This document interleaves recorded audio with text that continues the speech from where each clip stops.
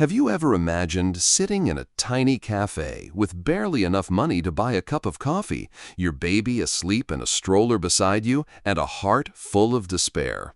For most people, that would be the end of the road. But for J.K. Rowling, it was only the beginning of a magical journey. Welcome to Fuel for Hustlers, where we bring you the most powerful stories of struggle, survival, and success. Joanne Rowling, better known today as J.K. Rowling, was born in England in 1965. She wasn't born rich or privileged. Her childhood was filled with books, dreams, and an endless love for storytelling. At just 6 years old, she wrote her first story, a little tale about a rabbit. But even as she grew older, life tested her again and again.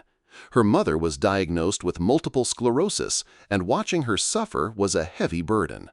Writing became her escape, a secret world where she found comfort. But her real struggles began in adulthood. In her 20s, Rowling moved abroad, hoping to build a new life. She fell in love, got married, and had a daughter. But the marriage quickly fell apart, leaving her alone with a newborn. Suddenly, she was a single mother, unemployed, and struggling to survive. There were nights she couldn't afford to heat her small apartment.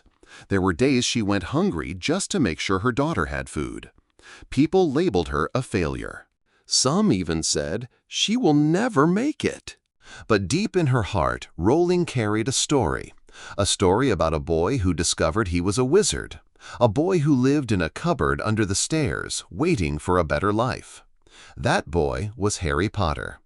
Rowling poured all her struggles, her pain, her loneliness, her hope into that character. She wrote on scraps of paper, on old notebooks, and finally on an old typewriter whenever her daughter slept. And when the manuscript was finished, a new struggle began, finding a publisher. She sent it to publisher after publisher.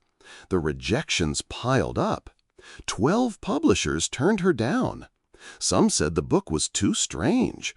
Others said children's stories wouldn't sell. Imagine pouring your heart into something, only to be told it's worthless. Many would have given up. But Rowling refused. She believed in her story. On her 13th attempt, a small publisher finally gave her a chance. They offered her a tiny advance, just $1,500, and even advised her, "Don't quit your day job. Children's books don't make money." But the world was about to prove them wrong. In 1997, Harry Potter and the Philosopher's Stone hit the shelves. Slowly, word spread. Children devoured it. Parents loved it. Teachers recommended it. The book didn't just sell, it became a movement. Sequels followed, each one breaking records. The magical world Rowling created took over the globe. Within a few years, Harry Potter wasn't just a book, it was a billion-dollar empire, with movies, merchandise, and theme parks. J.K. Rowling went from being a single mother on welfare to the world's first billionaire author.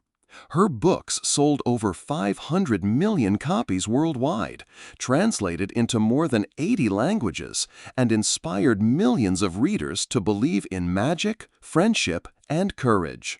But perhaps the most magical part of her journey is this: Rowling never forgot where she came from. She donated millions to charity, supported single mothers, and spoke openly about her struggles with depression. She reminded the world that failure is not the opposite of success, it is the foundation of it. So what can we learn from J.K. Rowling's story? That no matter how dark life feels, no matter how many times you're rejected, as long as you don't give up, your dream still has a chance. Rowling's story is living proof that rock bottom can become the solid ground on which greatness is built. If this story moved you, share it with someone who needs inspiration today.